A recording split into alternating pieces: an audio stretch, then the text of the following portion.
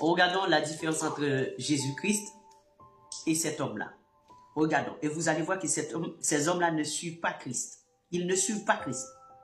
Parce que s'ils suivaient Christ, ils auraient procédé comme Christ avait procédé. Lisons. Amen. Luc 21, le verset 1, 2, 3, 4. Jésus...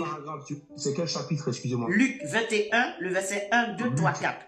Luc chapitre 21, le verset 1, 2, 3, 4.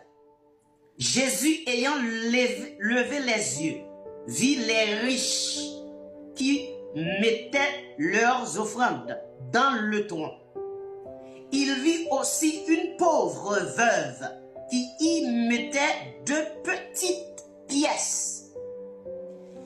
Et il dit, je vous le dis en vérité, cette pauvre veuve a mis plus que tous les autres.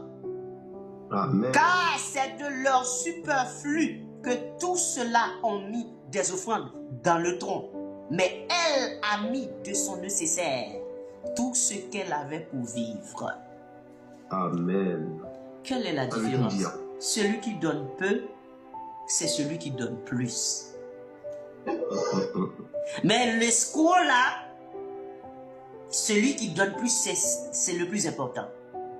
Et ce phénomène dans les églises traditionnelles, où des pasteurs qui ont des ailes cachap, qui circulent, par exemple, si je faisais partie de ces faux pasteurs-là, vous auriez vu ailes cachap, qui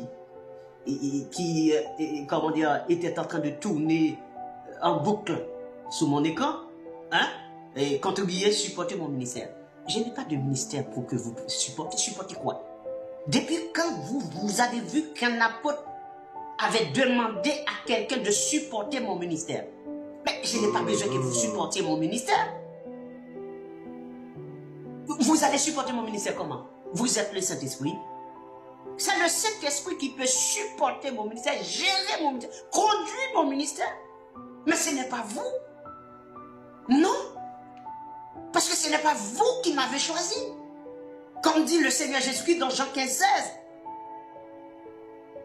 Donc il m'a choisi, c'est à lui de prendre soin de mon ministère. Je ne vais pas vous dire de me supporter, de supporter mon ministère, venez supporter, contribuer, Depuis quand vous demandez à des païens de contribuer? Quand je vais vous demander de contribuer, est-ce que je sais qui vous êtes sur l'internet là? Je ne vous connais pas.